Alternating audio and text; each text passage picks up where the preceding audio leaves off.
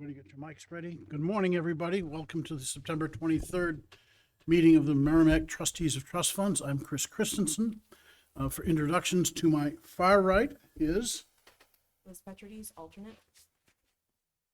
Bill Wilkes, trustee. and to my left. Pat Heinrich, trustee. Tom Boland, Finance Director for the Thank you all very much. The first order of business is the minutes of August 19th as distributed. Do we have a discussion or a motion? I'll motion we accept the minutes of August 19th. I'll second.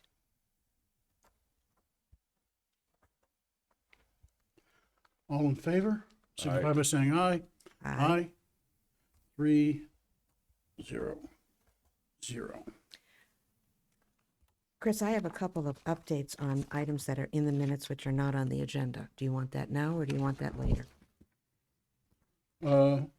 Sure, this is a good time while we're still, you can do the beginning or the end? What do you got?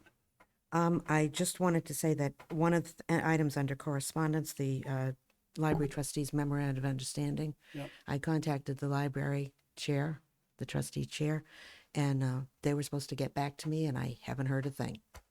So I don't know if it's moot or, I have no idea. I haven't Yeah, heard, I haven't put it heard on the a thing agenda either. because we haven't heard anything from them that they've Right. approved or disapproved or, I just didn't want to lose it. Anything so else? I did. And the other thing was that I am going through the files, as I told you in here, and I'm discovering things are missing. For example, there are no, well, from the minutes in August, there was a thank you that was received. That thank you has not made its way into the files, and it should.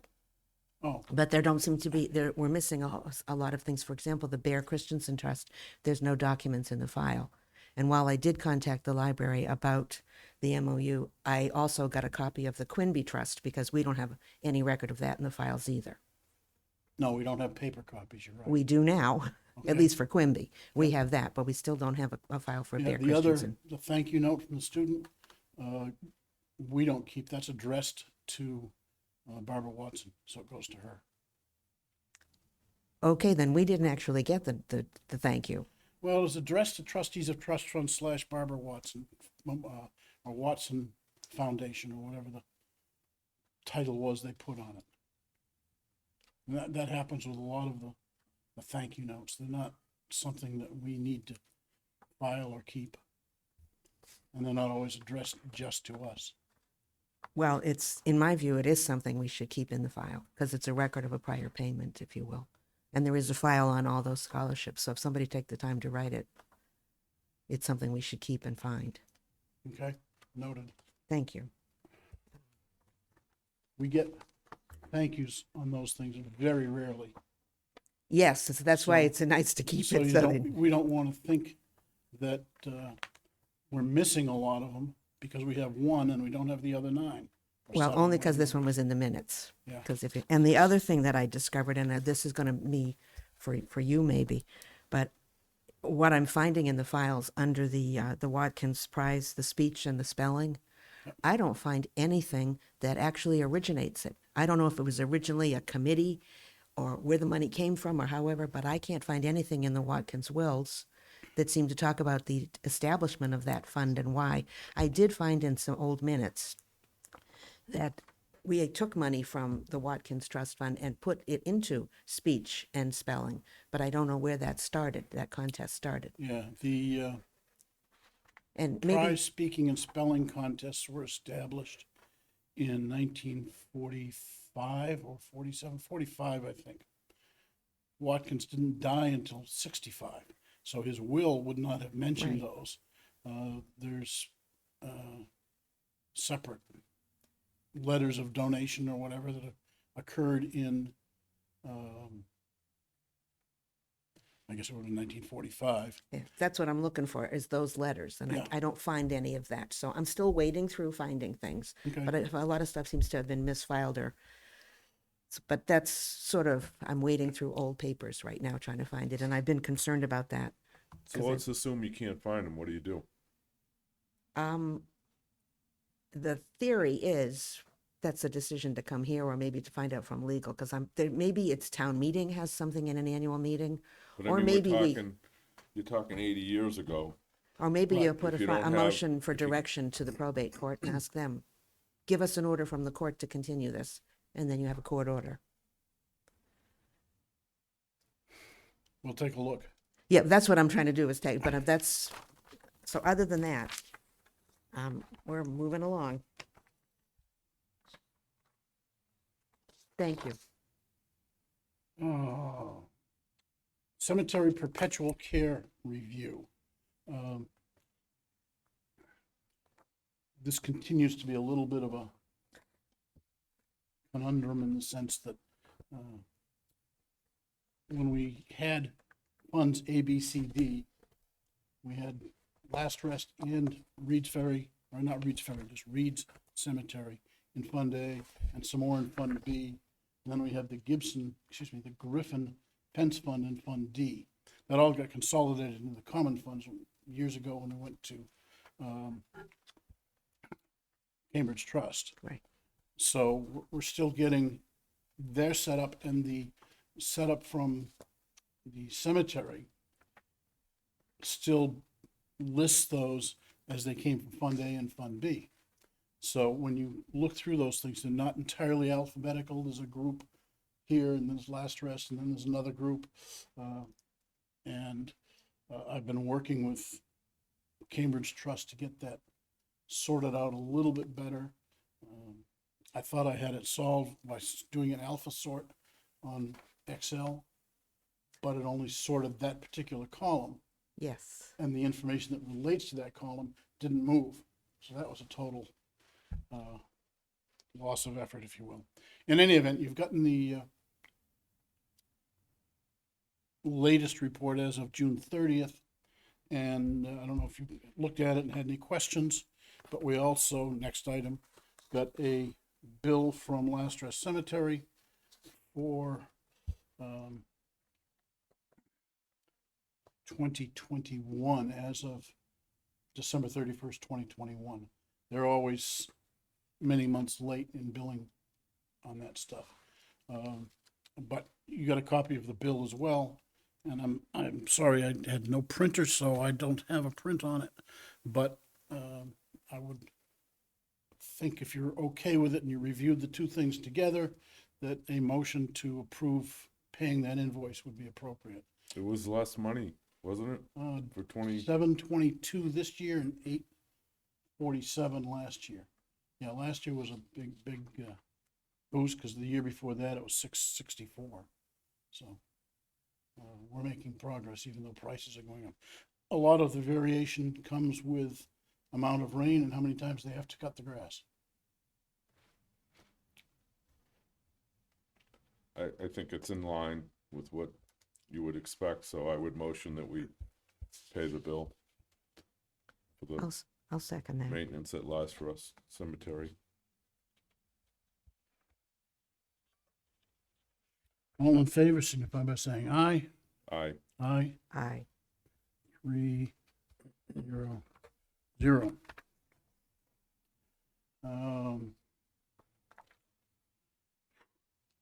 New Hampshire Department of Justice Charitable Funds Division is considering consolidating perpetual care funds, or they're going to court to allow that. And as I understand it, rereading their email 3 times, if the court allows it, it will still be optional town for town. It's a little tricky for us to go back and do that in terms of what I just described earlier about where the records are and the sequence they're in, because we have Last Rest and then we have 4 other cemeteries, and they still say that it would still be cemetery by cemetery. So we're kind of in that situation right now. I think the Reed's Ferry Cemetery, I think that's the one, has only 1 entrance and perpetual care account. The others have half a dozen. And then we have the Griffin account, which is also, there's 3 Griffin accounts. There's a Griffin fence, there's Griffin lot care, and a Griffin perpetual care, all down at the Reed's Cemetery. I always find that a little confusing. I want to call it the Reed's Ferry Cemetery, but it's Yeah. actually the one in South Merrimack. Yeah, that's what I was going to say. That took me a little bit to figure that out, that, oh, that's Reed's next to it. Yeah. So, yeah, if you look at if you got the full spreadsheet out, it says Reed's / South Merrimack.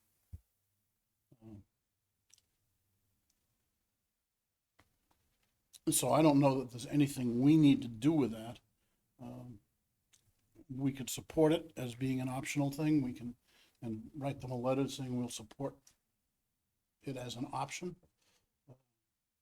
They're looking for several towns to approve it so they can go to the probate court and say, look, this is what we have and all these towns are interested, would you approve it? I don't have a feeling one way or the other because I'm not sure that at this point it's gonna work for us. I think we have a bigger number of graves to track than some of the other towns, was smaller just- towns in particular. I was just trying to understand what would be the benefit for us to, I wasn't sure. I only read the email once, and so that may be my problem, but I didn't completely follow what the, Well, you saw it on the internet, so it must be true. right. Well, the problem that's fascinating to me about it is that on page 2, number 3 of the particular agreement, in the town of Bedford, they're talking town-owned cemeteries, and the Right. town doesn't own Last Rest. Right. So I don't see what the benefit is either, and I don't see how we can sign on if that's what they're looking for. Okay. So I was thinking, like, I'd like to run it through legal if we're considering it. I want somebody that knows about what we have here in Merrimack. Since I thought that was a town-owned cemetery, and it is not. No, Reed's Ferry is a separate private corporation.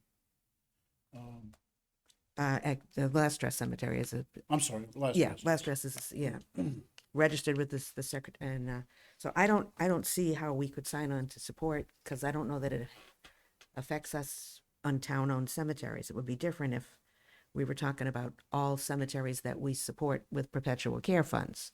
That's a whole different story, but this says specifically town-owned. So I would suggest, if we're thinking about it, we have our own council review it first.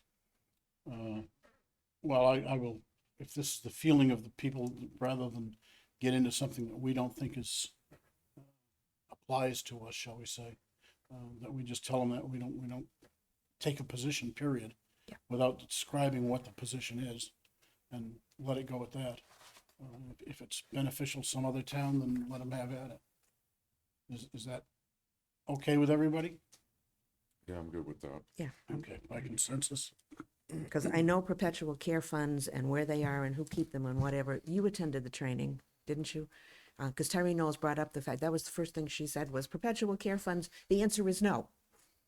Don't ask. It's almost like we need legislation rather than a court hearing. And this is just for Hillsborough County. And I'm surprised that they're not suggesting legislation to solve this problem, because trustees of the trust funds all over the state are asking about perpetual funds and care and how they can manage them. Well, and I wouldn't be surprised, I don't know for sure, if, in our case, for example, we have, I don't know how many graves there are in the Reed Cemetery, for example, but we have maybe 10 or 12 that we have perpetual care funds for. And the others, I have no idea if there were ever perpetual care funds, or Yeah. when the cemetery was closed, or anything else. But we don't get an invoice from the town for the care, but the town does it, DPW does it. Yeah. And I know I've talked to Paul about this and talked to Eileen about it years ago, and Dean Schenkel before that, and all the other town managers, and say, yep, okay, we should take a look at that someday. And that's about as far as we get. Tom, I think Paul is more interested in doing something about it. I don't know if you've had any conversations, Tom, or I have not, anything that moves forward on that issue. no. Now, at this point, it's too bad in a way that perpetual care funds can only be used for a specific gravesite, not for the general cemetery. So the town still has to support the general cemetery if the fence is coming down, or except the Griffin fence,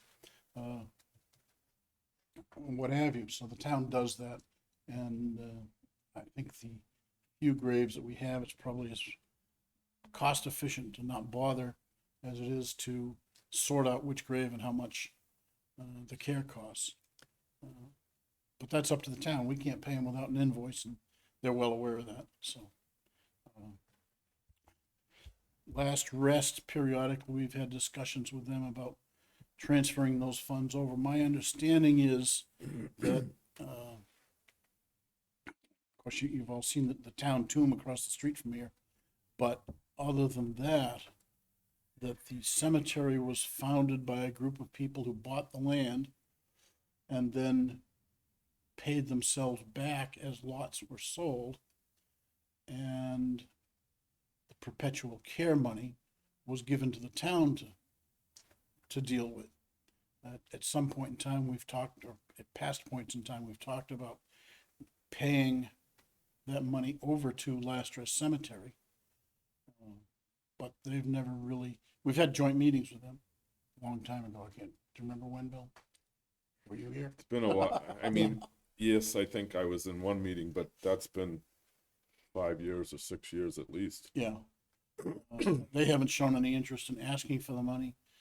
For many years, they invested only in CDs, which is a losing proposition.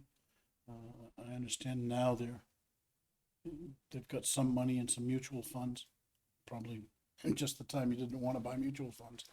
But they seem to be surviving, and they haven't asked us for any more than the care for those things. So we'll. Well, that's what Terry Knowles was saying. The answer is no, is we can't give them the money that was given to the town for perpetual funds. There's actually been a Supreme Court decision saying no. And I'm thinking that legislation could codify it and say that we could, but until we have that. Well, I've had a different opinion from Terry Knowles when I went to those meetings, so. I think at the time. It was Terry that was saying it. I know, but she wasn't. She said, we'd have to sort it out because it's a private organization. You probably shouldn't have gotten the money in the first place. So,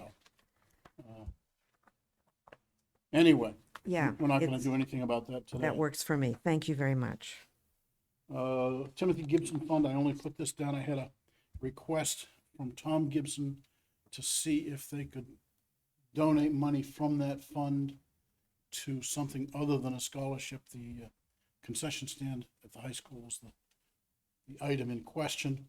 I sent him a copy back of the original document and said it's very specific, scholarships. So if it isn't a scholarship, we can't support out of that fund. He said, okay, fine, thanks for the research. I had correspondence that I want in the minutes that I sent to Chris. The Thornton's Ferry Playground. They contacted us and invited us to the grand opening, and your computer issues, I know you didn't get it in time. But since it was somebody that's on the budget committee, she contacted me directly and said, what about you? So I did go, and the trustees of the trust fund were thanked publicly and applauded. They did a very nice ceremony, and it's really, if you get down to see it, it's gorgeous. It's huge, and it's very impressive. What was the final tally on that? Do you know? I don't know the final tally for us, but I know they raised over $122,000. Yeah. Yeah, that's huge. And then the school district did the site preparation, and I haven't seen from Matt what the final on that is. But I was expecting that they were going to be coming to us because I believe we paid the shipping as well as for the ground cover. And like, that hasn't come in either, but that's approximately $27,000 or $28,000. Yeah. I mean, it was a huge, huge endeavor. Well, But the it- school is paying that, and then we're reimbursing. I so- know. And so when Matt decided, yeah.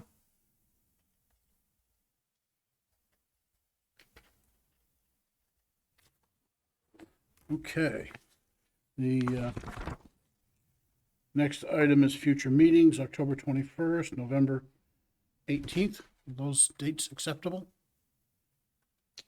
They work for me. No, November is when we would normally have Cambridge Trust come for semi-annual review. Is that desirable as well? Sure. Yeah.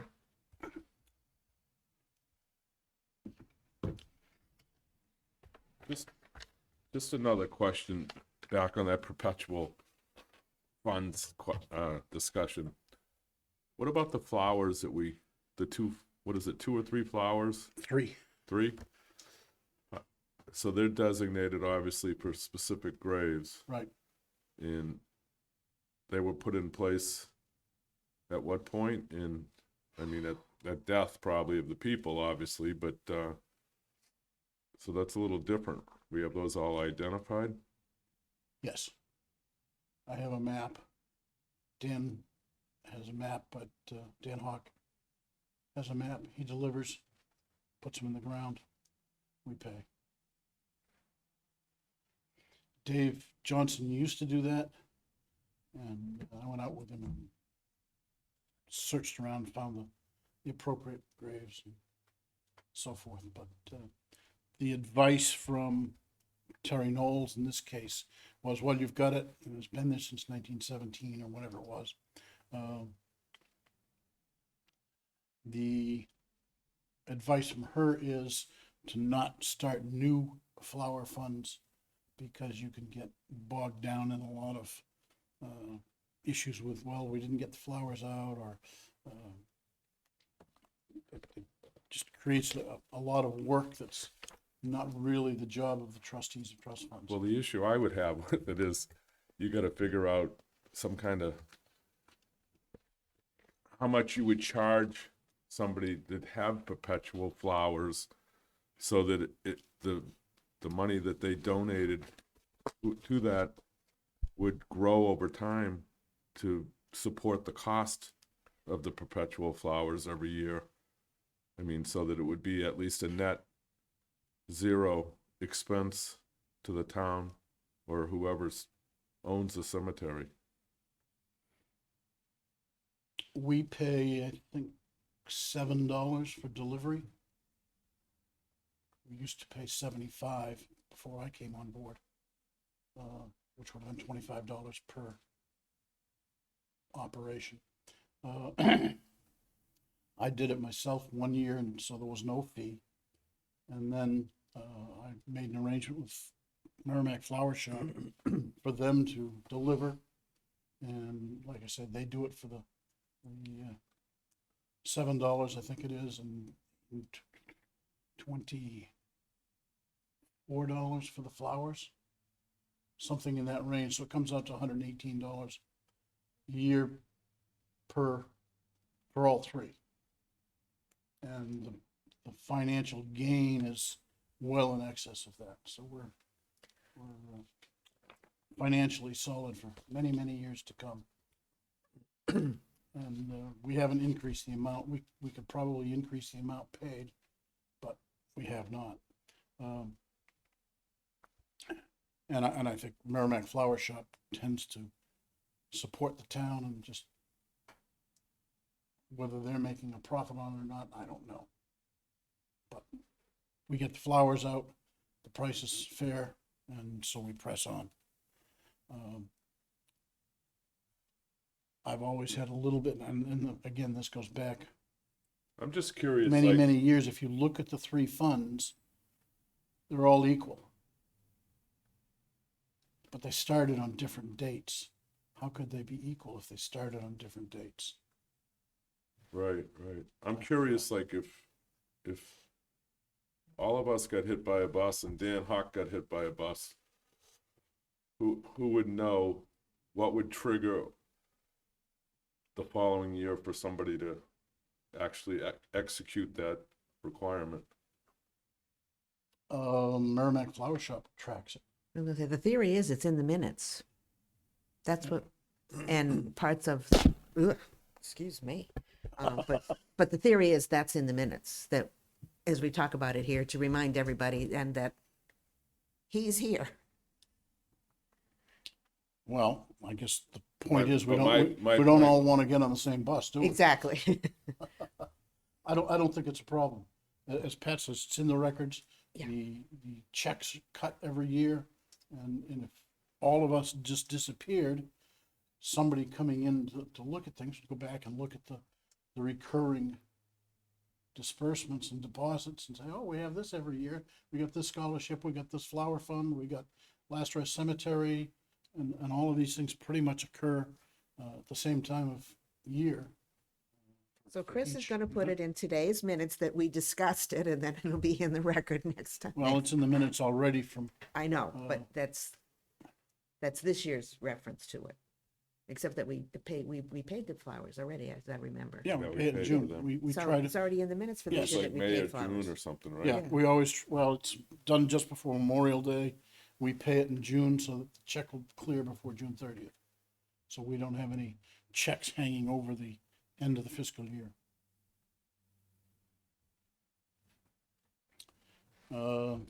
Okay, we got the date set.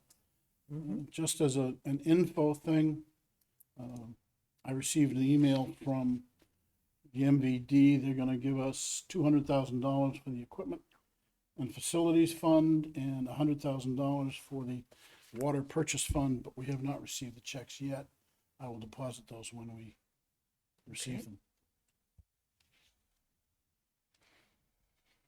And I think that's it, unless somebody has something else. Motion to adjourn. Second. All in favor? Aye. Liz, anything from you? Motion to adjourn, Bill, Pat, at 9:28. 300.